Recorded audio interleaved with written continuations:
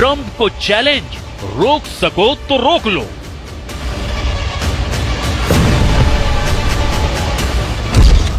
Iran का पीला atom bomb ready है।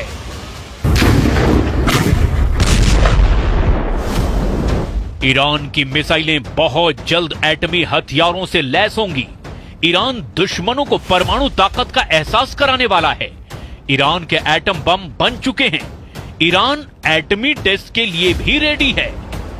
सुप्रीम लीडर अली खामनेई पहला एटम बम धमाका कहां करेंगे, अभी यह तय नहीं है, लेकिन यह तो तय हो चुका है कि ईरान को एटम बम बनाने से दुनिया की कोई ताकत अब रोक नहीं पाएगी।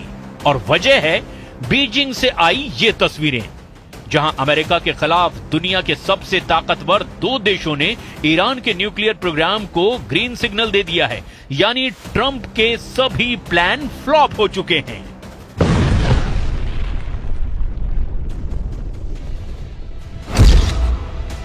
ईरान के एटमी प्रोग्राम से हटे बैन।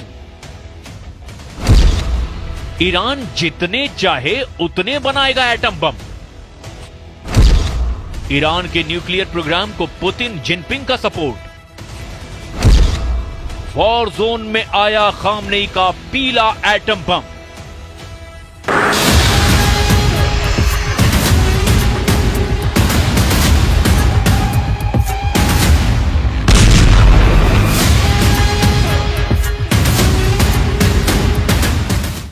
पश्चिमी एशिया की वॉर टेंशन का सबसे बड़ा अपडेट बीजिंग से आया है, जहां रूस, चीन और ईरान की हाई लेवल मीटिंग चल रही है। इस मीटिंग में जो तय हुआ उसने व्हाइट हाउस में भूचाल ला दिया है। ट्रंप की टेंशन इसीलिए भी बढ़ चुकी है कि इजराइल के दुश्मनों ने फिर से हमले शुरू कर दिए हैं।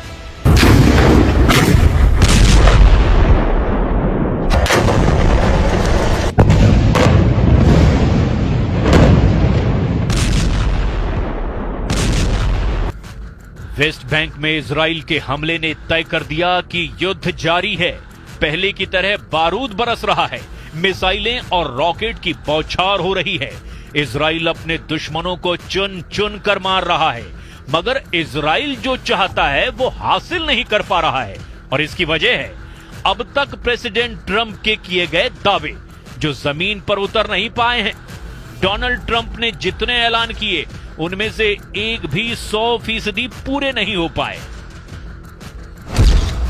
ट्रंप ने धमकी दी थी कि हमास युद्ध रोककर सभी बंधक रिहा करे, वरना हमास को धरती से मिटा देंगे। लेकिन ऐसा तो अब तक कुछ भी नहीं हुआ। ट्रंप ने यह भी कहा था कि गाजा को खाली करवाकर वहां रिवेरा बनेगा, नहीं तो अमेरिका सबको मार डालेगा। अब तक इस पर भी ऐसा कुछ नहीं हो पाया। इसी तरह ट्रंप ने सीरिया में युद्ध खत्म करवाने का ओपन ऐलान किया, मगर वहां भी खून खराबा सारी हदें पार करता नजर आ रहा है। ट्रंप ने हिजबुल्ला और हुथी लड़ाकों को इजराइल पर हमले बंद करने या फिर मिट जाने की वार्निंग दी थी, मगर फाइटर ग्रुप ने उनकी एक नहीं सुनी।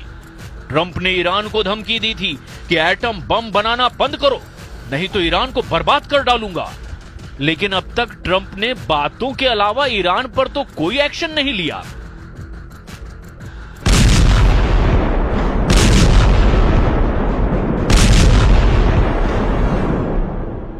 ट्रंप के तेवर जितने तल्ख हो रहे हैं, ईरान भी उतने ही बोल्ड फैसले ले रहा है। अली खामनेई ने परमाणु समझौते पर लिखी ट्रंप की चिट्ठी को भी ज्यादा भाव नहीं दिया, यानी ईरान झुकने को तैयार नहीं है। ईरान के उप विदेश मंत्री काजिम गरीबाबादी ने ट्रंप को तो दो टूक लहजे में क्लियर मैसेज दे दिया कि ईरान का एटमी प्रोग्राम बेरोक टोक जारी रहेगा।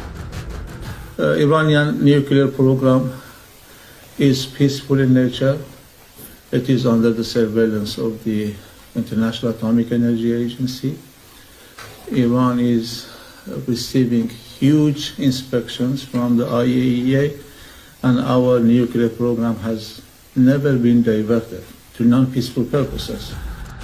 पहले संयुक्त युद्धाभ्यास और अब एटमी हथियारों वाला ऐलान।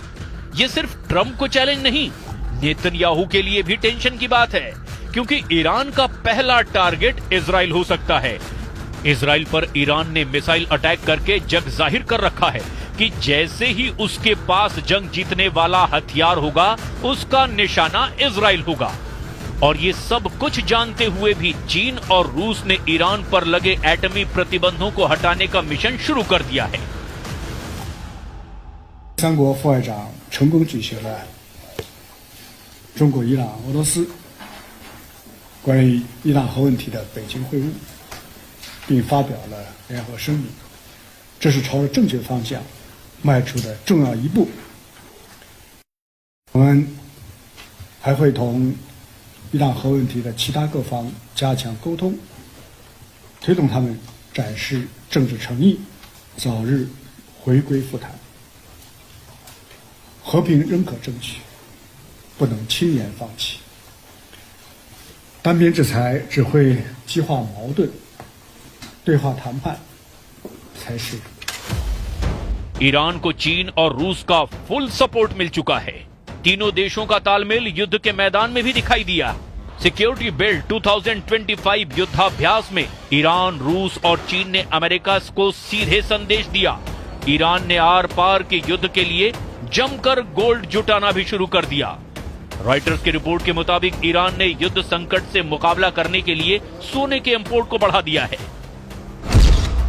जनवरी 2025 तक ईरान ने 81 मीट्रिक टन सोना आयात किया, जो पिछले साल की तुलना में 234% ज्यादा है।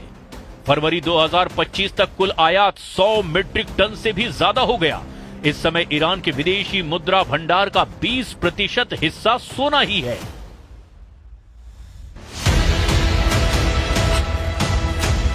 अमेरिका के लगाए प्रतिबंधों के चलते ईरान ग्लोबल पेमेंट नेटवर्क से कटा हुआ है। इसीलिए ईरान इंटरनेशनल लेन देन के लिए गोल्ड रिजर्व करना शुरू कर चुका है और यही गोल्ड आगे चलकर ईरान के एटमी हथियारों को बनाने के भी काम आने वाला है। ईरान ने महाशक्तियों के साथ परमाणु हथियार बनाने से रोकने के लिए जो समझौता किया था, उसकी मियाद इसी साल खत्म हो रही है। इसीलिए भी ईरान अमेरिका से टकराने को तैयार है। इस बार टकराव हुआ तो रूस और चीन हर तरह से ईरान के साथ हैं। 2015年全面伊核协议的达成，以及之前的谈判中，中国做出了重要的贡献。很遗憾，经过10年，我们可能在某种上又回到了原点。我想呢，这个美国是伊核问题的主要当事方之一。当然，美伊之间，由于历史的原因，存在着严重的这个信任赤字。 तो क्या अमेरिका ईरान की किसी भी चाल की काट तलाश नहीं पा रहा है? सवाल ये है कि क्या इजराइल इस बीच सिर्फ तमाशबीन बना रह सकता है? इसका अपडेट जानने से पहले सुप्रीम लीडर अली खामनेई का रुख भी जान लीजिए कि वो ट्रंप पर रत्ती भर भी यकीन करने को अब तैयार नहीं है। اینی که رئیس جمهور آمریکا میگه ما آماده هستیم با ایران مذاکره کنیم و دعوت به مذاکره و ادعا میکنه که نامه‌ای فرستاده که البته به ما نرسیده، به من یعنی نرسیده. این به نظر من این فریب افکار عمومی دنیاست. این معناش این است که ما اهل مذاکره میخوایم مذاکره کنیم، صلح کنیم، دعوا نباشه، ایران حاضر به مذاکره. मतलब ईरान की तरफ से युद्ध फाइनल है। तय सुपर पावर को करना है कि वो क्या चाहता है। इसकी एक बानगी तो अमेरिका ने इराक में दिखा भी दी, जहां अमेरिका ने आईएसआईएस के सबसे कुख्यात कमांडर का खात्मा कर डाला। इराक और सीरिया का स्वयंभू गवर्नर और विदेशी मामलों का हेड खदीजा खौफनाक स्टाइल में मारा गया है। सुपर पावर ने सभी दुश्मनों के लिए वीडियो रिलीज किया, जिसमें अमेरिकी सेना ने जॉइंट ऑपरेशन में आईएस अब्दुल्ला माकी मुस्ले अल रिफाई और अबू खदीजा को एयर स्ट्राइक में उड़ा दिया। जंगी जेट से बरसते बमों ने एक झटके में टेरर हेडक्वार्टर को धुआं कर डाला। अबू खदीजा के सफाये के बाद प्रेसिडेंट ट्रंप ने सोशल प्लेटफॉर्म पर यह मैसेज लिखा। अबू खदीजा के खात्मे का ऐलान इराक के पीएम ने भी किया। इराक के अनबर राज्य में हुई एयर स्ट्राइक की डिटेल भी हैरान कर देने वाली है। इस्लामिक स्टेट के डिप्टी खलीफा कहे जाने वाले अबू खदीजा को अंतर्राष्ट्रीय गठबंधन बलों ने संयुक्त हमले में ढेर कर दिया। अब्दुल्ला माकी मुस्ले अल रिफाई को उसके अड्डे में घुसकर अमेरिकी जंगी जेटों ने बमबारी की। इराक के मोस्ट वांटेड खदीजा को मारने के लिए अमेरिका के साथ सीरिया के कुर्द फोर्स ने भी पूरा साथ दिया। अबू खदीजा के खात्मे को सीरिया के नए सर्वे सर्वा कमांडर जुलानी की सरकार ने भी अच्छा कदम माना है। فإن الأمن مسؤولية مشتركة. نحن مستعدون لتعزيز التعاون مع العراق لمكافحة داعش على طول حدودنا، فالإرهاب لا يعرف حدودا، وكذلك يجب أن تكون جهودنا في القضاء عليه. أمن العراق وأمن سوريا والعكس صحيح. जो खुद को अबू बकर अल बगदादी का वारिस बताता था, जिस टेरर कमांडर से इराक की हुकूमत खौफ खाती थी, उसे अमेरिका ने एक झटके में मिट्टी में मिला दिया। सुपर पावर की ताकत का अंदाजा इसी बात से लगाया जा सकता है कि अमेरिका जिस दुश्मन को टारगेट बनाता है, उसे तबाह किए बिना वो रुकता नहीं है। ऑपरेशन अबू खदीजा से एक बात और साफ हो जाती है कि सीरिया में भी सुपर पावर की पकड़ वक्त के साथ साथ और मजबूत होती जा रही है। कमांडर जुलानी ईरान के विरोध में अमेरिका के साथ जा भी सकता है। इसका कारण ईरान का कमांडर जुलानी को लेकर के दिए गए विरोधी बयान है। बशर के तख्ता पलट के बाद जुलानी ने ईरान समर्थित हिजबुल्लाह फाइटर्स को सीरिया में मारना शुरू कर दिया है। ईरान के सैन्य अड्डे भी सीरिया में अब सुरक्षित नहीं हैं। सीरिया ने इराक में जिस तरह से लामबंदी शुरू कर दी है, उससे भी ईरान को झटका लग सकता है। نهدف من زيارتنا هذه إلى تعزيز التبادل التجاري بين بلدينا وإزالة العوائق وفتح الطرق أمام ازدهار الشركات السورية والعراقية معا। इराक में, सीरिया में और तुर्की में जो रणनीति बन रही है, इससे अमेरिका के स्टैंड पर कोई फर्क नहीं पड़ता। ईरान अगर एटम बम बनाने की जिद नहीं छोड़ता तो युद्ध अमेरिका की मजबूरी बनेगा और मुमकिन है कि इजराइल सुपर पावर से पहले ही ईरान को दहलाना शुरू कर दे। इजराइल के पीएम नेतन्याहू ने ईरान के परमाणु अड्डों को बर्बाद करने का पूरा रोड मैप बना रखा है। नेतन्याहू ने व्हाइट हाउस विजिट में प्रेसिडेंट ट्रंप को वॉर प्लान भी दिखाया था।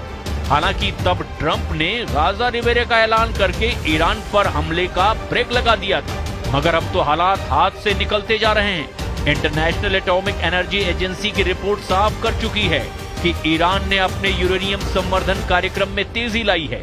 ईरान यूरेनियम का उतना उत्पादन कर रहा है जो कि हथियार बनाने के लिए काफी है। अब ईरान के पास चीन और रूस जैसी महाशक्ति वाले देशों का सपोर्ट है। ऐसे में ईरान किसी भी दिन परमाणु बम का टेस्ट करके दुनिया को संकट में डाल सकता है। ईरान के एटमी टेस्ट से भी भीषण युद्ध की शुरुआत हो सकती है।